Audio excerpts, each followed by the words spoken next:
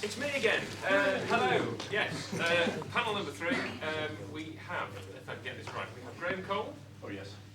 Gillian. I've forgotten your surname. Brown. There we go. I should have the plan. And Peter Roy. Now let me get this right. So Graham, you played the body of the Melcher and then various Cybermen in. Various Cybermen. Well, the Cybermen. The Cybermen. Yeah. Okay. And other roles over the Marshman, yeah, Melcher, yeah, just keep them rolling. I was encased in rubber far too many times for the BBC. Were you a Kindred as well? Yes. Fantastic. And then Gillian Brown was a Hika in The Brain of Morbius. That's right. And then Peter, I believe you've been in many stories over the years as a variety of 18 episodes. 18 episodes. Ranging from the William Hartnell era all the way through to... Don't say that. You're a boy. Through to... Yes, I'm a youngster. Yes. Through to Peter Davison, I believe. You span from William Hartnell through to Peter Davison, I believe. Okay. So this is I was just lucky. I mean, anybody else could have done it. I was just a lucky one. Not as well. Not as well. Oh, I don't know. So, well, I don't know. They're such lovely people. I love being with them. let's start with you then, Peter. So how did you become an actor and how did you get involved with Doctor Who?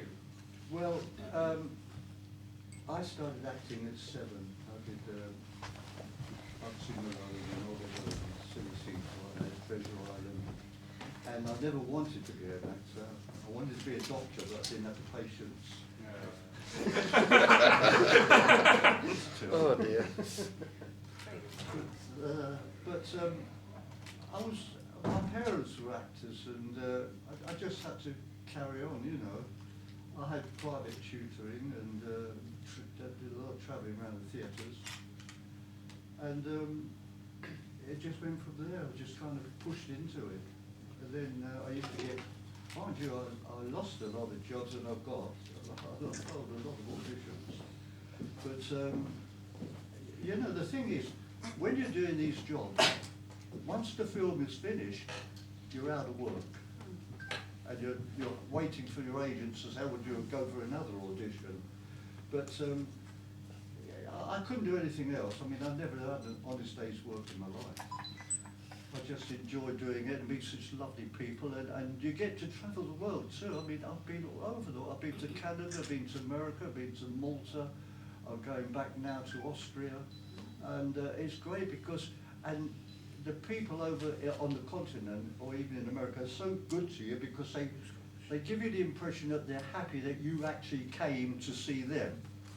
And you get such wonderful audiences. I mean, I've just been to Stuttgart, and in 2 days we had 10,000 people in 2 days in Stuttgart, in Germany. But I'm just lucky, that's all, just fortunate. Yeah, so how did you first become cast in Doctor Who then? Because I had a police uniform. Yeah, I had my own police uniform. Because the only way you could get work in television in those days, you had to have your own uniform. So I got a police uniform, and every time they wanted a policeman, there I am. So you'll notice all my pictures of policemen. Fantastic. And they always wanted, in Doctor Who, there's always a policeman. And I was the policeman You in were the Doctor Who. policeman. Fantastic.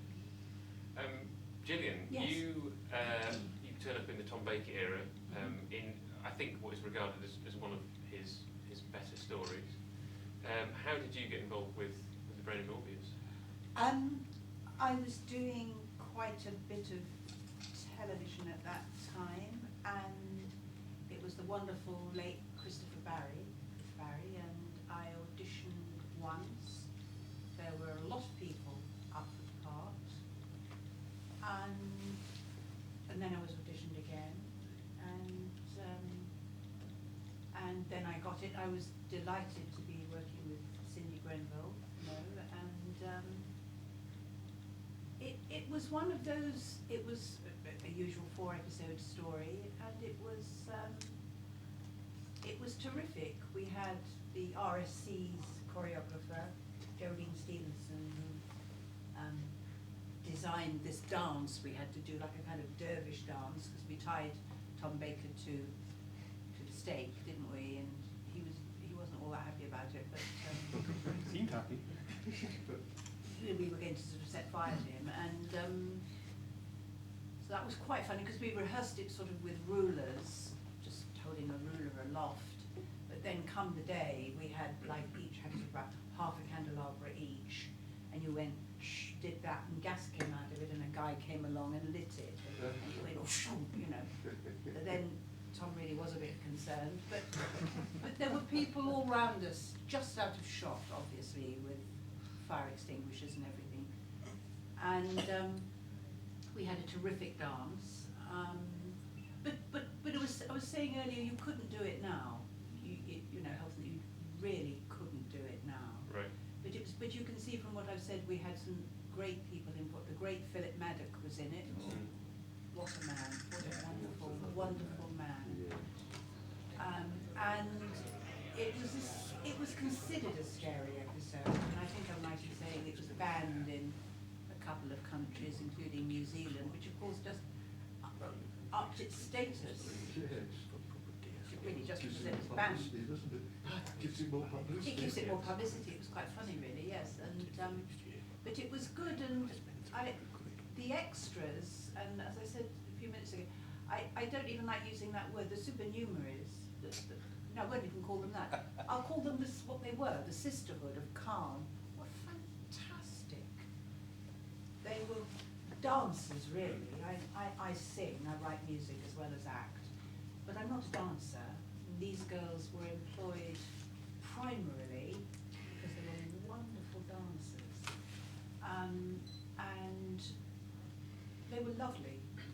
They were so helpful to me. Whenever we had a few minutes, we'd go through this dance, you know, and it was a great job to do, really. It was lovely to work with Tom, and it achieved, for no great reason, really, perhaps just the parts of the story, I don't know, but it achieved a sort of cult status, and then it just kind of grew from there. So it was very often, like when the NFT did 1 or 2 stories from each Doctor's tenure, they chose The Brain of Morbius and Tom, shown at the NFT, and it was lovely to do it. So it's a story that's followed you since you did it. Did you have any expectation at the time that we would still be talking about it all this time later? Well, I'm one of these people who I have such love for Doctor Who fans, for the fan base. It's rather like the theatre. I've done a lot of stuff. I've done a lot of theatre. You wouldn't think so if you went online. I've got to get a website. I've done it a hell of a lot, and it's not because I've been writing for over 10 years. Adaptation of an Iris Murdoch novel that I was commissioned to do. But it's rather like the theatre where people remember you in a play, and the Doctor Who fan base, I mean, because it's not theatre, it's television, but the passion of the fans is extraordinary, and so even though I just did one story, I'm aware and I'm grateful and humbled by the fact that I'm part of a family, and I'm honoured to be part of that family, and I adore the fans. I got a lot of letters recently, you'll guess why, and I'm just, you know, I'm delighted and honoured to be part of this family. It's a phenomenon, it's unique. Yeah. There's no other show that has this story attached to it. True. And it is the reciprocity, you know, the ebb and flow of storytelling and fans. It's I think it's wonderful. I agree. Yeah. Graham, tell us a little bit about your journey into acting and then into Doctor Who. Well, I think like Peter, I was 8, and no one in this room is probably old enough to remember Saturday morning cinema that you could go to for sixpence, watch a B movie, which would be my favourite, which would be the old war movies, with Jack Hawkins and the team, and then the number one, and my heroes, of course, were John Wayne, Humphrey Bogart, and those guys, and I grew up in that, and I knew that's what I wanted to do. My dad, because I was in every school play, groups, I played drums and a couple of others, so loads of bands and things, and my dad insisted I did something sensible. Yeah. So at 16, when you had to make up your mind what you're going to do, most people thought I'd probably go and study drama. I was only any good at 2 things at school, which was English and sport. The rest of it just left me quite cold. Again, I think many actors exactly in that mould.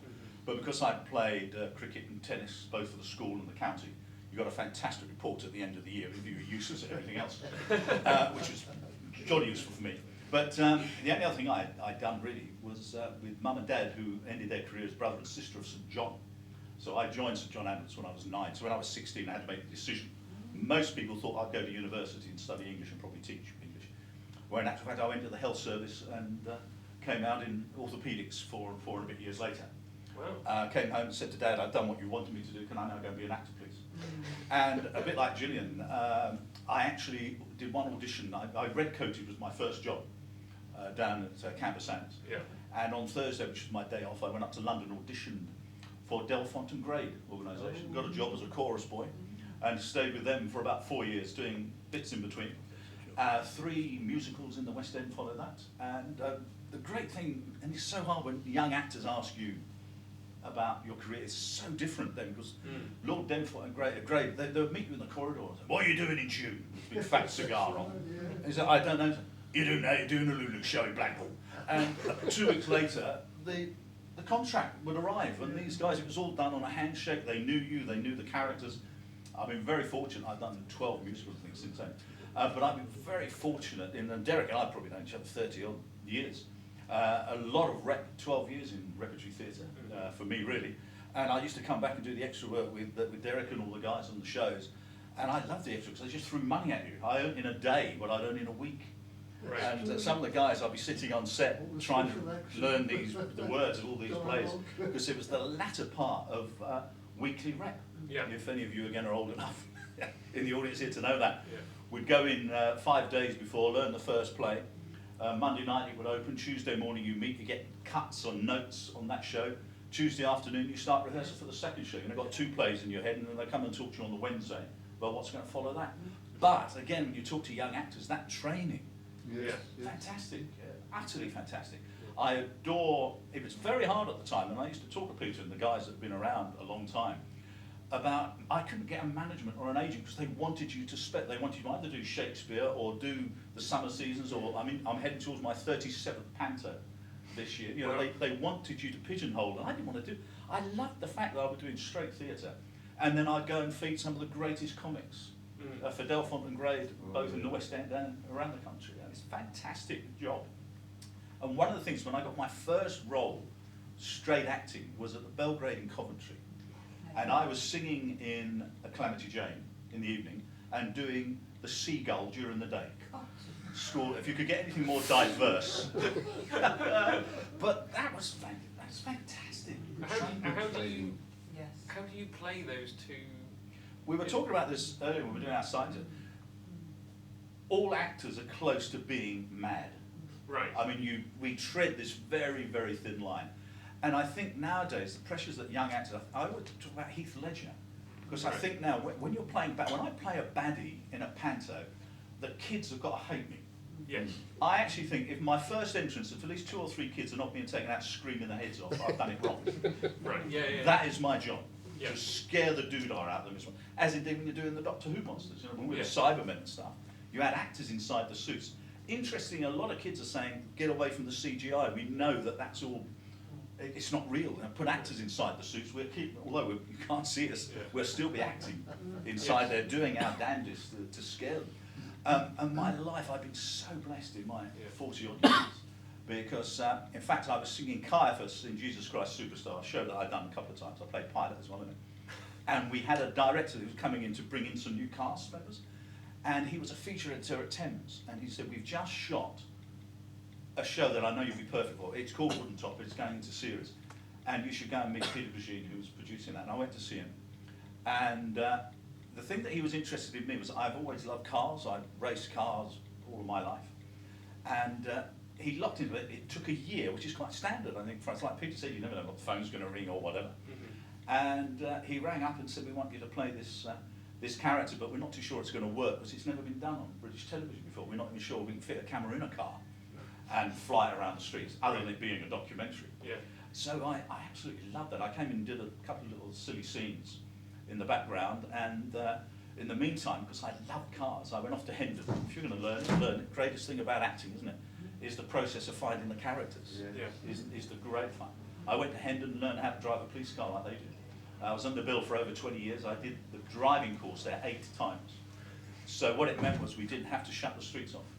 So you're basically saying that you are as qualified as any police driver to... I wouldn't quite say that because I don't have to take all the flack if they crash. Well, And I have to say, in my time playing Tony Stamp, I had 12 POLACs, as they call them, police accidents. Or, it doesn't matter what they call them now. But the interesting thing there is, it goes against every piece of your human ability to crash a car. It goes against everything, and you know you're going to smash this police car. It goes against everything you want to break.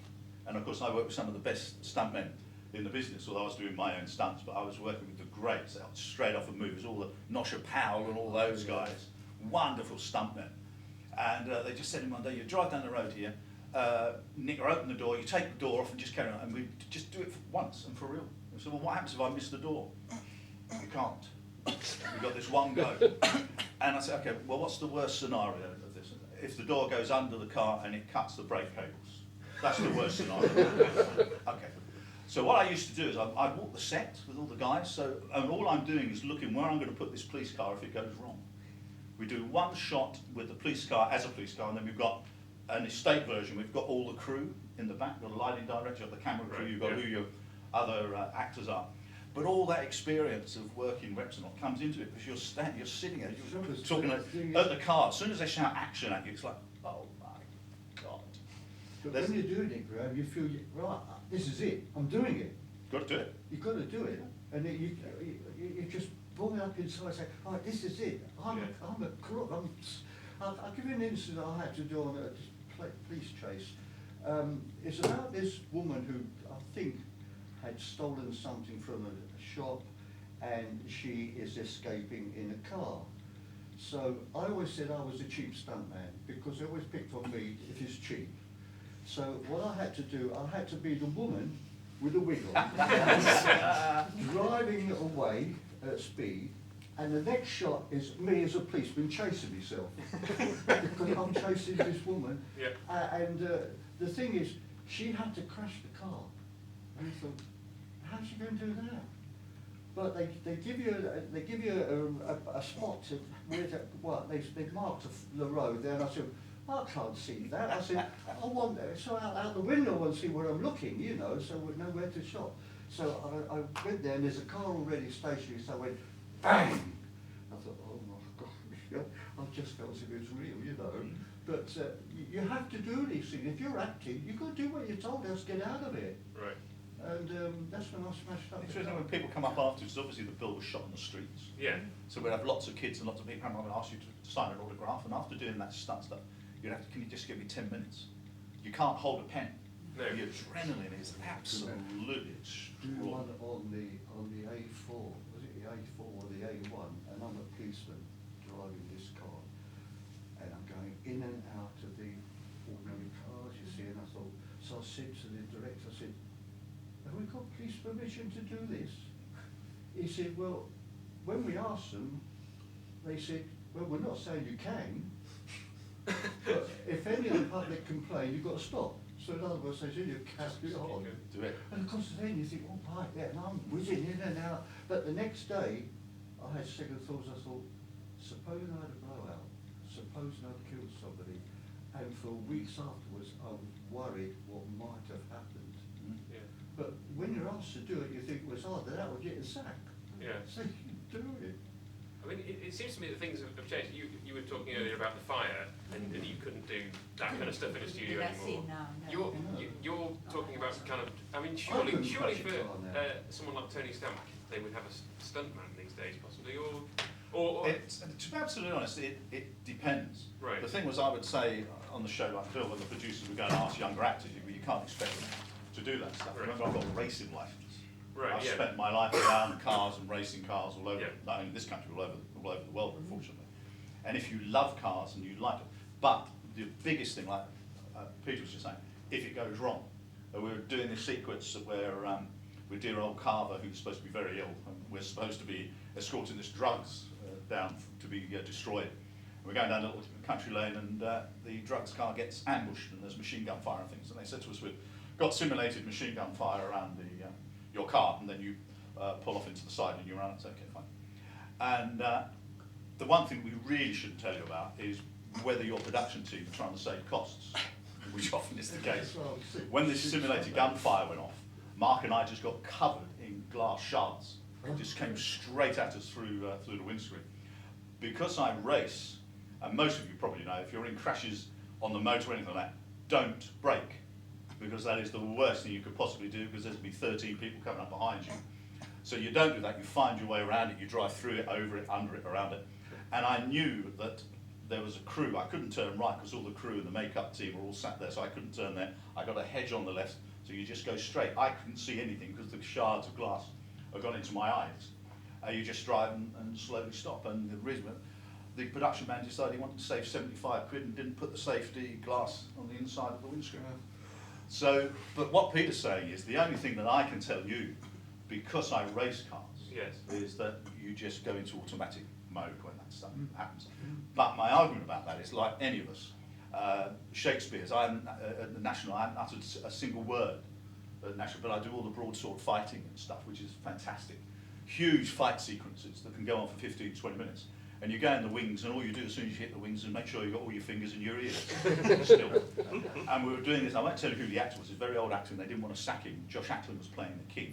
We did this huge fight sequence, and then this old actor has to run on, fall at the feet of Josh Ackland and go, "It is!" Meaning England is yours. We did this big fight sequence. He ran on, fell at his feet and said, "Is it?" The dangers of the one line. Yes. Brilliant. Yes. And tell us about being a Doctor Who monster, because you've been a few. I have been a very few. Well, I think, again, I was very lucky, sort of in the late 70s, early 80s. They sort of had a group of young actors, and we were sort of like the BBC players. So I came and did Shakespeare's, Secret Army, Triangle, all of those things, playing junior officers and all sorts of weird and wonderful things for them, which was brilliant. And again, one of them was Doctor Who. I have a very strange sense of humour. I will laugh at most things where most people get very upset about. The one thing you learn in our trade is patience. We will be waiting for lighting, for sound, for hours. And then when they call you, they want it. They don't want any excuses, you don't feel like it now, or whatever it is. That playing with emotions that we were talking about earlier. And as I said, well, I've been encased in rubber for the BBC far too many times for my own good.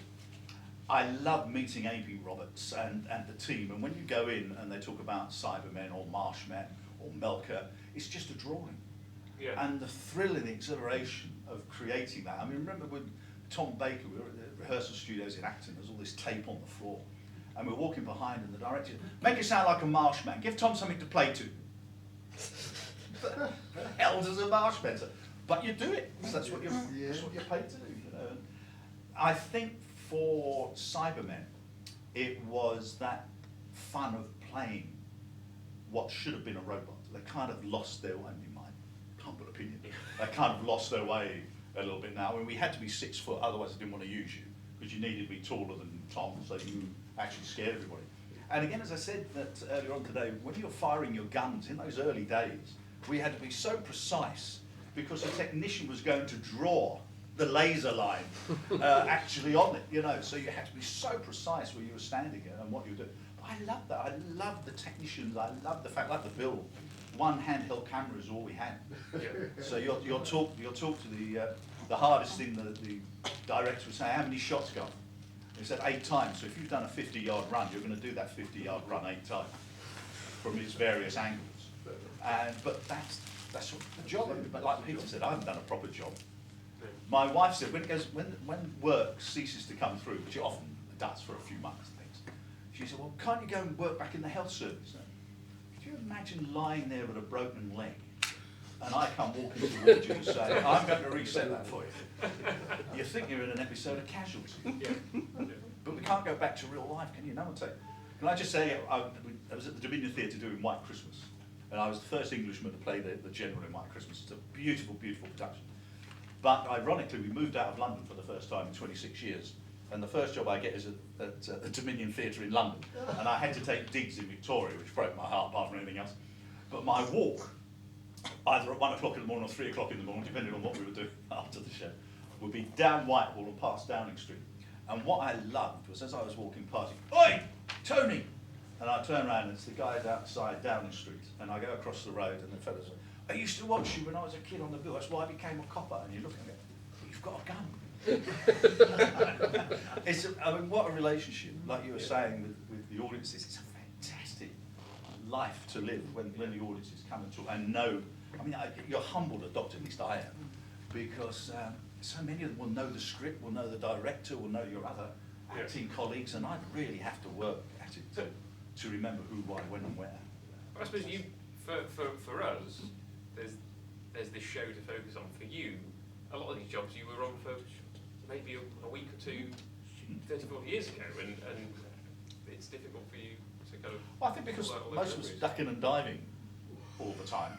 So, I mean, I can remember being at the studios on the bill, and we only ever worked up until about 4:30 in those days, so 7:30 to 4:30, driving like crazy. Again, you couldn't do it now, to get to Bristol to be on stage for 8 o'clock. Yeah. But that was the job. You daren't say no to anything. You never knew whether that was going to be the end of it. I wanted to ask you about Brendan Morbius in particular. Mm-hmm. Very studio bound. Did it Yes. feel like stage acting? Yes, it did in a way, because there were. I'm just remembering there was a wonderful. She was unusual. Of the Sisterhood of Khan, there was one actual actress called Gabrielle Mowbray. She was wonderful. I stayed in touch with her for a long time. And she was the sister who was pushed off the rocks at the top. In what does that ring a bell? Yeah. Yes. Yes. Yeah. She was. Thank God you're here. Yeah. Yes, and that was student, of course, that was in Acton, that was, I mean, it was at the studios, yes. Yes, it did seem like a stage set, very much so, yes, it did. In many, many ways, including what I said, that we had Geraldine Stevenson, Yeah. who was a very, the RSC's theatre choreographer. Yes, but then again, you just, as we do with so many jobs, there's so many things that when you look back and think, gosh, that was a bit odd, that was a bit unusual, you just accept it. Yeah. You accept it. The play's the thing, the show's the thing. There were many aspects of that story that were sort of unusual. There's the writing credit, is a sort of unusual thing with the writing credit. Robin Bland. Yeah. Yes, Robin Bland, yes. Terrible name for a writer. Well, no, so the story, if I remember, correct me if I'm wrong, the story was that Terence Dix Yes, wrote the story, Yes. and it was supposed to be more of a reverse Frankenstein, in that it Yes. was kind of a robot trying to build a person. yes. And then he was away, it needed to be rewritten, and it ended up being more like Frankenstein than he would have liked. And so he said to the script editor, put it out under some Bland pseudonym. And so Robin Bland was added. Because yes, I mean, you wouldn't want that to be your real name, would you, if you were actually... I wouldn't be so rude about a writer, as you gathered. And his name, in case he's writing a series at this moment in time. What was I going to say? So, Doctor Who is a somewhat, often fantastical story. You played characters in the bill, you played policemen. Is it somewhat more difficult to get into that fantasy realm, or is it just a different way of acting? You are just that part. That's you. That's the job. That's your job. That's the our job. imagination, Yeah. our bag of tools Yeah. is our imagination. Yeah. And all the skills we pick up half unconsciously as we go about our life, the people watching, Yeah, that you don't do deliberately, but you just find you're absorbing so much Yeah. stuff. Do you know what I mean? Yeah. And you use it, hopefully, when it's appropriate. What about when it's a part that it just doesn't exist in the world? So, for example, you're playing someone who is, we don't know how old she is, but she's been drinking this elixir for years, and so she is essentially immortal. You're playing a statue that's a TARDIS.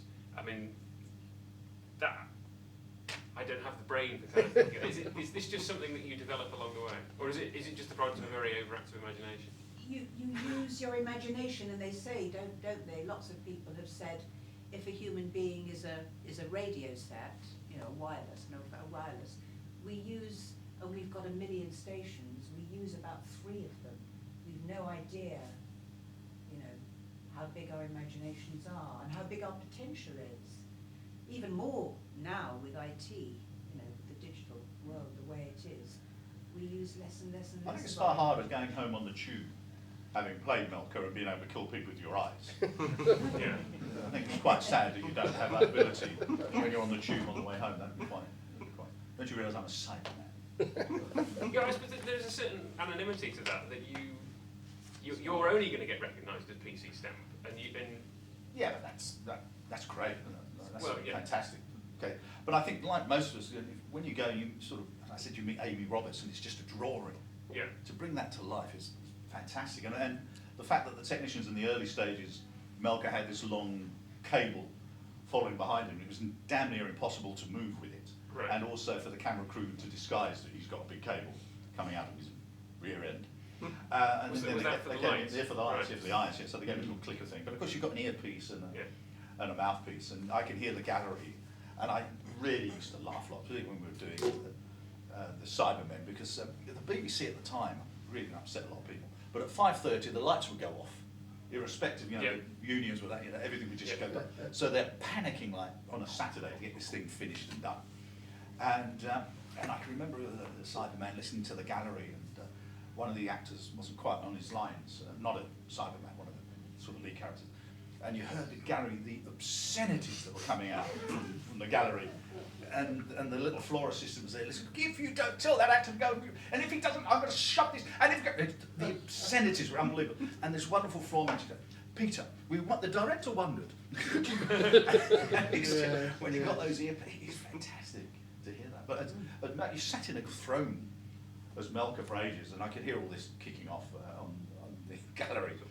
And Melka stand up and menacingly walk towards point B, which is just kind of, you can't see anything. Yeah. And so you stand up, cramp, your arms have gone to sleep, and you're getting up thinking, I've got to flick the switch, make the eyes work. And as I'm walking towards the given spot, I can hear all these poor extras who are like, ah! As Melka is treading on their hands and crushing their feet on his way to the given point. But I do have a warp sense here, and I do kind of enjoy it. So basically, next time we watch Thinking for a Trarchan, we just imagine you inside chuckling along. Do you know what was great? It was 30 or 20 something years later, going and doing a CD, and I was there to play a planet hopping safe cracker, and then they said, well, we need Melka's voice. Would you do the voice? So to actually do the voice for Big Finish, 20 years having played, was just fantastic. And that's the great thing about our job. Yeah. I don't know what the next one is or what it's going to be. We were talking about voiceovers earlier, and one of the actresses here, I won't mention her name, Janet, but she said, have you heard that voice in the lift? I'm sure that's so-and-so.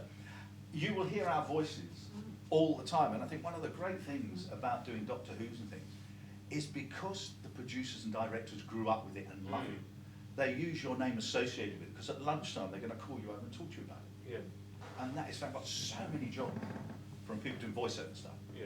Who, and then I forget, I did this thing for an arthritic cream. And about 6 months later, we'd like to do a remake. And I was sitting in the booth, I put the old earphones on, and this distant voice said, the company thought that was lovely, that Liverpudlian twang you put on was fantastic. And I'm thinking, what the hell was in my head when I was doing this arthritic cream? So you just don't know, do you, now game? I love that fact. Who knows? Let's briefly. I don't know. How are we doing for time, Michael? Literally no idea. Because I haven't looked at the schedule. I feel we've been here for a while. I'm just wondering what time we've got. Well, let's throw it open to the audience. Anybody have a question? Okay. I guess it's about you both talked about the way that there's a kind of a public response to actors. How in the 70s there used to be a lot more people kind of wrote in to actors and actresses with praise. I mean, do you feel that's changed over the years? And if so, why? I think probably producers and directors today would expect you to have gone to drama school. I didn't go to drama school, so I went to medical college, and I didn't want to go back into. But I think now you probably would need degrees and things for producers and directors to take any notice of it, to get into that audition phase. So I would suggest like all of us, I mean, the big thing about it, whether you're doing the bill or anything else, it's doing your research. It never ends. You have to keep doing that. In what I think I'm to my 178th character or something coming up, and, you know, and each one brings something different, and you learn something each time. And I think that's the thing you say to actors. Each other too, don't you? Yeah. Stretch. You want to be tested. You want to be stretched. I mean, when we're doing White Christmas, the director on opening night, so we know you sing, you've done lots of musicals. So instead of Ella Jones singing the beginning of White Christmas, like you two, okay, well, should we work it out with the musical director tomorrow? So, no, do it tonight on opening night. Yeah, it'll be fine. And as performers, you go, yes, there's that little bit about you. I think we all agree, you stand on stage, and just before you walk on stage, as the lights hit you, your brain instantly tells your mouth, not a clue. Don't know what the line is. And that is the differential between whether you like that kind of pressure or not. But go and do it. There's quite a few lads in today that came up and had autographs, and they're actors at the moment.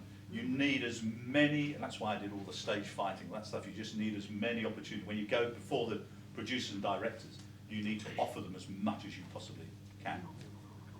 Did you mean how do you get parts or the public, right? What was the question? It was more about fan mail. I thought it was about fan mail. Because it does seem, Yeah. like a lot of people, a lot of actors and actresses talk about, you know, they got lots of fan mail back in the day, and I don't know if that still happens, whether it's, you know, you still have that culture. It's called Facebook.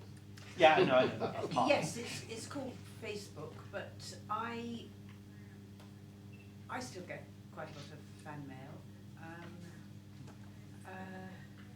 You know, I just do, sent either via Spotlight or Equity or whatever. It's great. This has been an amazing discussion. I think it's the riskiest profession that there is, but you know, if you can live without it, I think you should. I mean, being an actor, if you can, because of the statistics. Do you know what I mean? But if you can't live without it, I mean, I was born in Moss Side in the slums. You know, there's no provenance or anything there. If you want to do it, if you have to do it, it's so paradoxical. It's the most amazing life. But we're a tribe of people who have to accept that, as we've said, that we don't know what's around the corner. Usually, anyway, we don't know what the next thing will be. However much we may like the idea of having a bit of security, we don't know, and we have to accept that and go with the flow. And yeah, knowing that people like what you've done is marvellous. In the tough times, it's your fan base that keep you going. For absolute sure. And Twitter and Facebook is vital for that. I mean, they bring up stuff about, you know, you hadn't seen for years, don't they?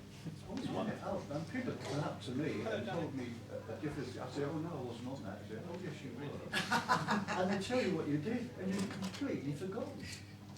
Do you find that there is information out there, particularly on things like IMDb and Wikipedia, that is incorrect about you? That Wikipedia is got that the wrong? most rubbish thing. I've been introduced by more MCs having quoted Wikipedia, which has been totally, completely. Because the trouble with Wikipedia is any of you can go on there and alter my profile. Yeah. At will. Right, that's a challenge for everyone we go. What can we make Graham? So you tend to think those that are quoting Wikipedia are the lazy ones. Because they haven't done the work to think that. People said to me, why don't you bring up your IBM? I said, I didn't know what you're talking about. What's the IBM? They said, well, Irritable bowel. they said you've got something on the IBM. He said, but there's hardly anything on. They said you was in every episode of Porridge, not a word about it. He said, I said, but whatever's there, I never put it there. I don't know who puts it there, but I never did. And I thought, well, I'm doing all right without it. Yeah. So why do you need it? Well, yeah, but as you say, the people who are lazy enough to not look anywhere else apart from... I think the fact that, particularly as people get older, I think, I don't know about you guys, you know, but the BBC trying to recreate the comedies and stuff is a lovely idea. But do something new Yeah. You know, the writers are there, the producers are there, the actors are there, do something different. And I think, again, your fan base is absolutely vital to you. There's something like 22,000 stampers out there Wow. that follow Tony Stamp. And I love it because they come up with stuff that I completely forgotten about. Like, it was 1,400 episodes or something I did of that show. And the lovely thing is, it's shown about 3 times a week or something, so I'm told. And then on Saturdays, someone came up to me this morning and said, I've just watched 3 hours of the bill. Seriously, you should get a life. But, you know, that is amazing that people do that. And that's the greatness. I think one of the sadnesses, I've been with Childline for a very, very long time, 30 odd years. I think the sadness is that technology is a wonderful thing. It also can be a curse depending on how it's used. Yeah. And I think that's up to our, I'm not going to get political, up to our governments to sit on that stuff, which they don't. Right. But the fan base thing is wonderful. Keep the tweets coming. Great. Well, on that note, thank you very much, Graham, Gillian and Peter. That's the end of this panel. We're moving on to the next one.